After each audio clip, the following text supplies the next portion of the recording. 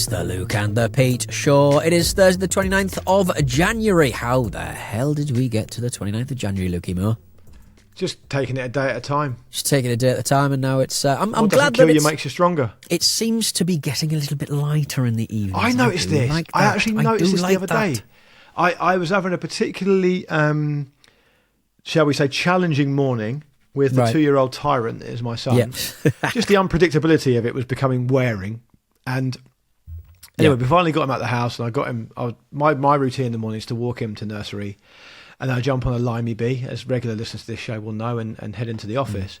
And I was feeling a little bit, I think it was a Monday, and I was feeling a little bit jaded. And then as I started walking, the whole thing has to run to quite a strict time routine, which obviously isn't conducive with a 2-year-old. But anyway, that's how you've got to do it. Otherwise, I'm going to be late for work. And I did notice. So I knew that it was different because I'm always out there at the same time. And I was like, actually, do you know what? I wouldn't actually say this is dark now. This is not darkness. Yeah. And it actually put a real spring in my step. So I agree with you. I can have another Joe and the Juice. I can have another coffee.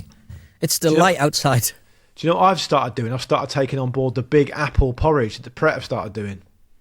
What do you mean? As in, like, do you add the apple or is it already in there? So the genius of the Pret business model is that they, just when you think you're getting really bored of all their products and you're not going to go there anymore, they'll slide something else in. Yeah.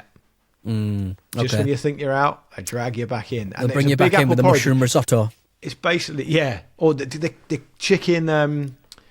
The chicken laksa soup. Oh, goodness me, it's good. Oh, is it spicy? Is it spicy? It feels like it might be spicy. It's spicy enough. Yeah, okay, right. So anyway, the big apple porridge is your standard common or garden Pret porridge, but it's a load of shredded apple, brown sugar and cinnamon in it. Right, okay, yeah, nice. I'll take that. Do you have any sort of options about, do they give you the little pot of nuts like they sometimes give you? You can take those if you want to as well, yeah. I would personally find that overkill. Yeah, okay. But when I used to get the common or garden standard porridge, I used to get that with a bit of honey as well. Yeah, nice. Are you a Pret guy? Lovely.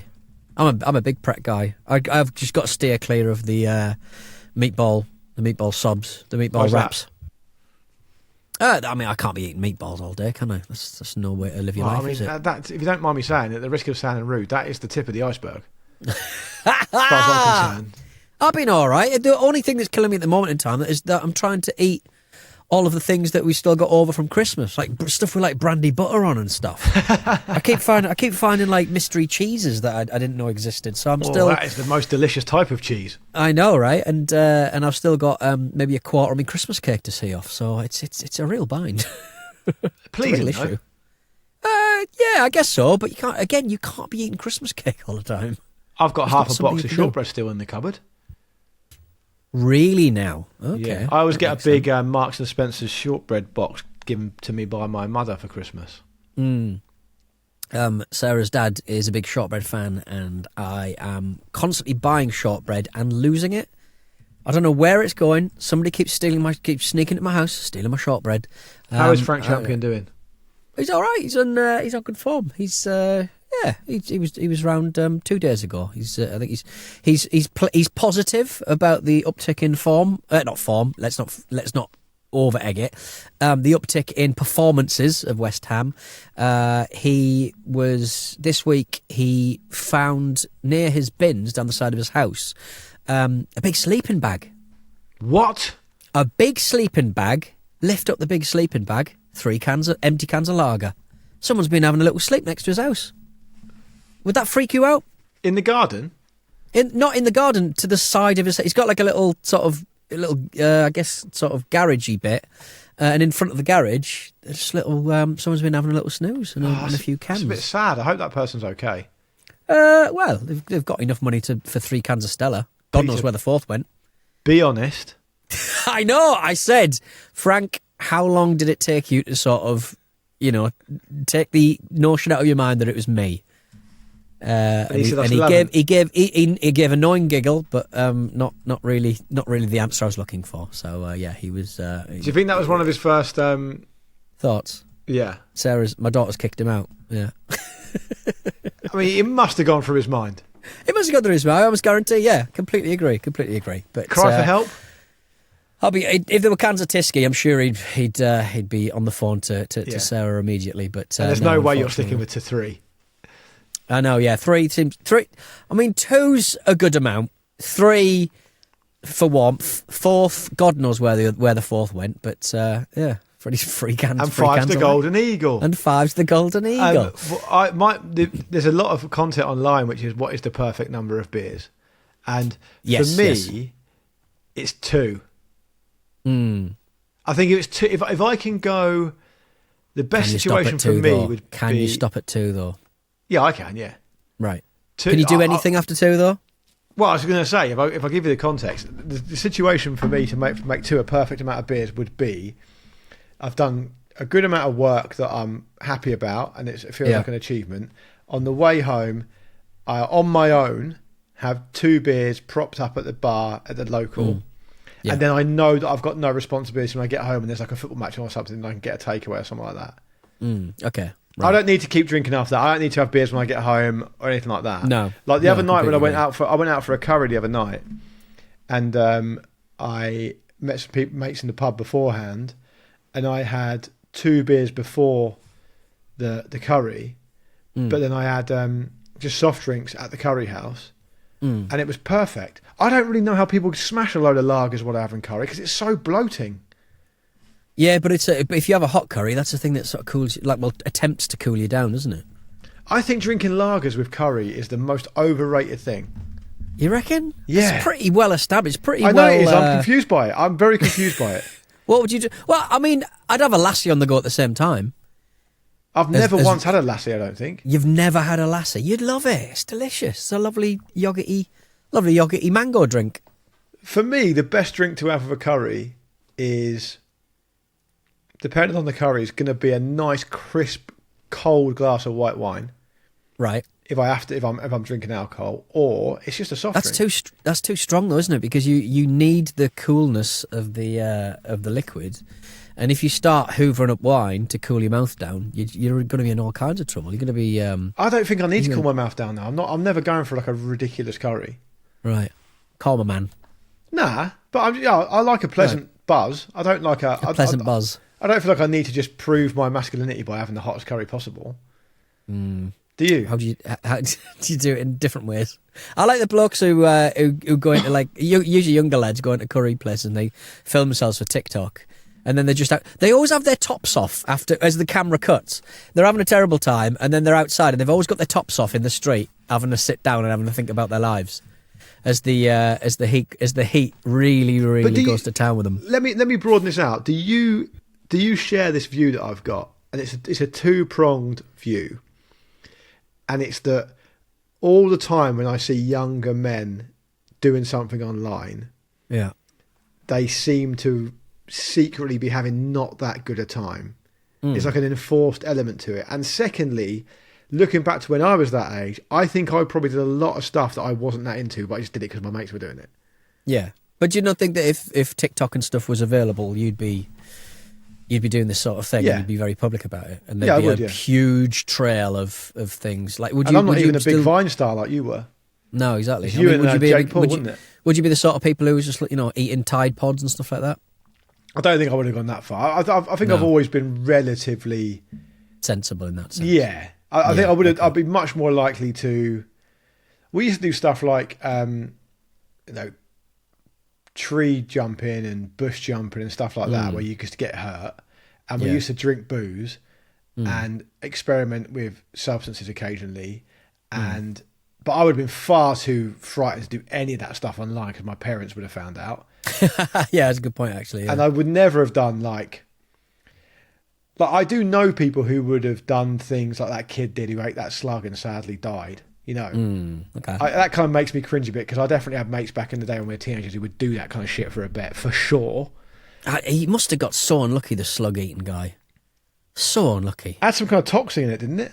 Yeah, well, some kind of bug got him in the end. But what a terrible thing to have to deal with. Yeah. But anyway, going back to the curry thing, if you and I went for a curry, which we wouldn't do because you never invite me out to dinner, but if you did, I never invite you to your house, never invite you to dinner. What do you need? What do you need from me? I am an arm's length friend to you. You literally, I see you at work. That's how it works. You don't say, And hey, Pete, that quote there tells its own story. Pete, let's go for some golf. Let's do some golfing. Invite Pete to some golfing. It's a perfectly normal thing for a normal person who likes golf to say. Let's go for a golf. Let's do some golfing. Let's go for a golf. Let's do some golfing, for crying out loud. But if I took you for a curry or you took me for one, and we sat down and they said, can I go get you guys a drink to start with, please? Straight away you're going, bang, Cobra. Tiger, Cobra, anything like that, yeah. Asahi if I've got it. You're not even contemplating any other type of drink than a cold lager? No, it's kind of... Well, unless I had to be somewhere. Did you know that Super Dry can't be sold in Japan? Why is that? Because of Super Dry Asahi. Okay. Is it like the TK Maxx, TJ Maxx thing? What do you mean, as in, like, they can't be... Well, in the UK it's TK Maxx, but in the US it's TJ Maxx. Yes, it just seems like a strange... TK Maxx is called TJ Maxx in the US. Is that what I just said? Yeah. Yes, that's what you said. Yeah. So, but it just seems like a real straight. Just give them TK Maxx. Who is TK? No, but I think TJ was the original, and it came to the UK, and they couldn't call it TJ Maxx for some reason. Right. Okay. So they go with TK Maxx. I wonder who's got the TK. The only TK I know is a bloke who used to present on Sky Poker with Sarah. It was like an old. Is that still going? Can't be. Poker. I think it probably got mashed into like Sky Sports 5 or Sky Sports Tennis or something. It was one of those. It was one of those things where people they'd not cajole you, but they'd encourage you to go on the Sky Poker website to do your poker matches, your online poker. Yeah. But they'd have like a 5-hour TV show where they would teach you how to play poker properly. It's quite fun. I quite like the sound of it. Have you seen that? Have you seen that? Like online poker's now being completely and totally fucked by like bots and AI and stuff. Yeah, there's like rooms like laptops, and it's all kind of like they're all basically playing against each other, basically. So why do we ruin everything? Each other's cards? For money. I used to love playing online poker on Betfair back in the day. It was such good fun. But it's the thing that gets me is it's kind of like, well, fine, like you do that, but like I just feel like there's easier ways to make money with your computer. You don't need 50 computers in a room, in a really hot room. What's the easiest way to make money on the computer? I'm just asking for a mate. I don't know. It's probably podcast. Probably blackmail, isn't it? Probably blackmail. It's fucking not podcast. I'll tell you that. I'll tell you that for free. By the way, changing trains. I saw this story the other day, and I thought of you. Have you seen this cow using a brush? Oh yeah. So they reckon that cows are more cleverer than they originally thought, which upsets me in many different ways. But it's like the Rick Edwards policy, isn't it? Rick Edwards. Well, I'm seeing Rick for lunch tomorrow, and I'm going to put it to him. He's on record as saying that he won't eat animals that are above a certain amount of intelligence. Right. So I'm going to let him order the steak at lunch, and I'm going to say, have you seen this story, Rick? Have you seen this cow? That was the cow you just ate. He's using a bloody broom on himself, for crying out loud. For those who haven't seen the story, there's this cow called Veronika in Austria that uses...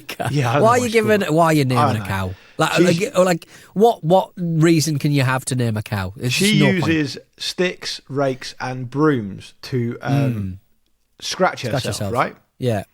Now, they're framing this as, we never thought an animal of this type would be able to, quote, use tools. Yeah. Right?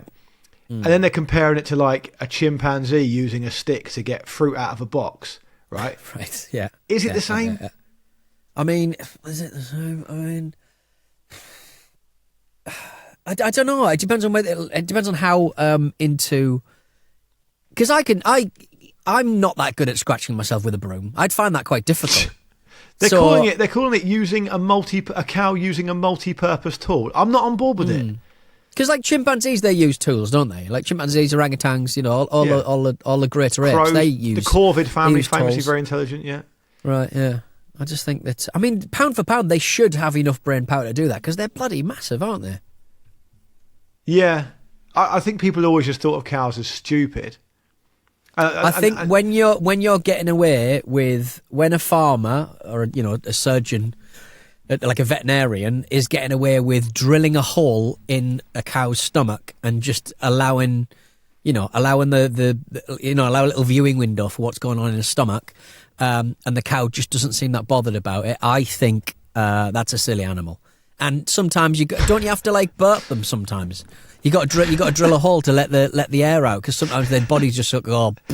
That sounds like the sort of thing a madman would say. What are you doing to that cow? I need to drill into his stomach to get the burps out.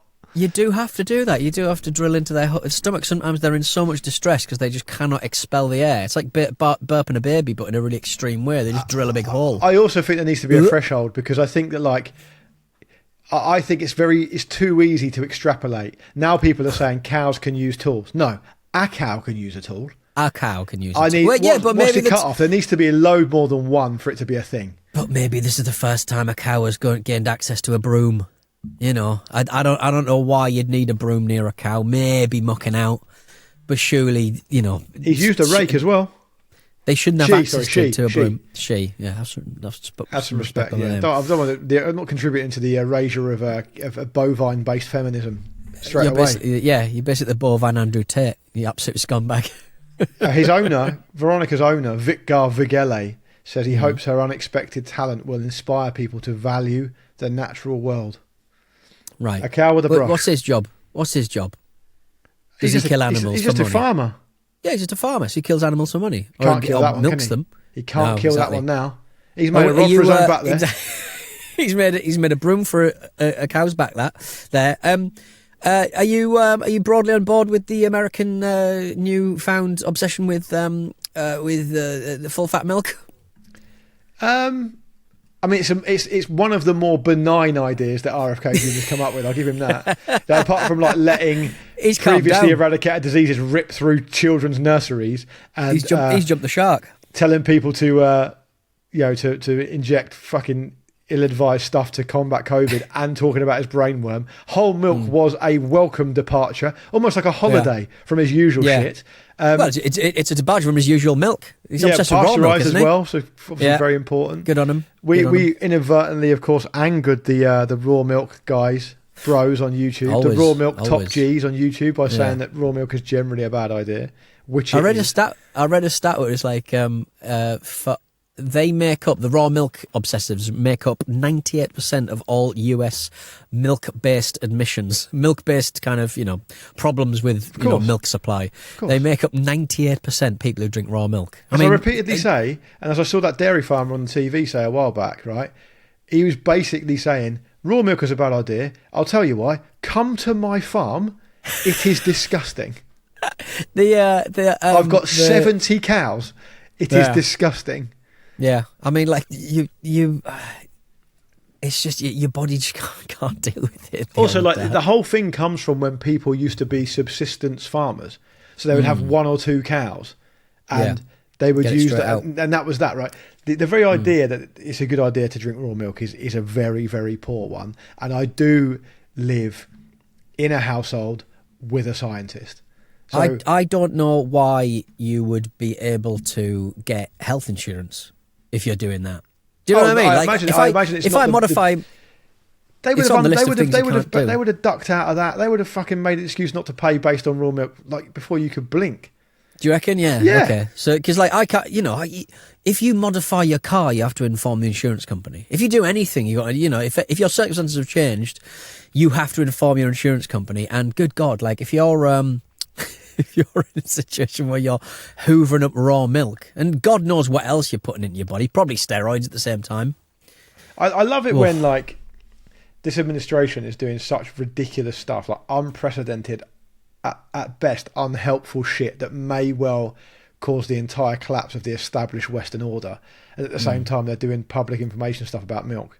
It's like, which is just so benign. It's such a 70s, it's just so funny that it's such a like, the milk. It's clearly the milk lobby stuff. I mean, people are sort of saying that the milk lobby's been around and very effective for 50 years. Yeah, and they've clearly they've clearly put a bit of money behind this. But yeah, it's people were sort of talking about it was an RFK Jr. Raw milk campaign that basically was lawyered out of him, and then became, because money had been spent, a whole milk. Oh, campaign, is that what happened? I don't think so. Apparently, it's just that they will have had to have planned this to the letter anyway. So it's probably just the milk lobby wanting their pound of cheese. For once, what it's worth, we are actually. I mean, my son drinks whole milk. We're a whole milk family. I'm a semi-skim guy. Right. But so you get both options for the house. Correct. Right. Well, I love whole milk. I love whole milk in a porridge. My wife has cream in her coffee. She's American. Nice. Yeah. So, but I'm not against whole milk. No, I think it's a little bit creamy for my personal taste, particularly in a cup of tea. It tastes a bit weird in a cup of tea. I'm just having a full bowl of cereal. I was semi-skimmed all my life, and then now daughters are here. We've got to have the old full fat. They need the fat content. Right, very quickly before we go, Peter, because I know you've got to go and do something. I want to finish with this email from Tom. Okay. It's a follow-up about soup adverts in books. Now, people will remember that we talked about Terry Pratchett leaving his publisher because they were putting adverts in his text. Which is mental. But Tom said, "Hi guys, just listening to you on the show in the soup adverts and books episode. I grew up in Luxembourg in the 90s, bilingually with a lot of German-speaking friends. As teens, well into fantasy and sci-fi, we'd get a lot of these Terry Pratchett type books in German. The story about Pratchett has brought back long-buried memories I'd totally forgotten. Heine, the aforementioned German publisher, used to bring out a lot of the fantasy sci-fi stuff back then, and yes, there would be a break in the paragraph, and they would then integrate a little of the story to set the scene for soup adverts." Soup in particular. I can't remember if it was Knorr or Maggie, but it was one of the big packet soup / processed food companies in Europe. It used to drive me absolutely mad, as the transition was actually very subtle and always caught me out.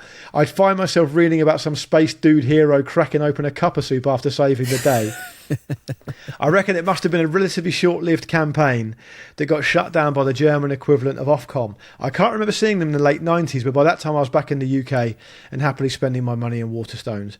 That guy who said he could recognise if someone peed down the sink, by the way, he must have been a plumber dealing with student halls of residence, which I guess is probably where it happens. Yeah.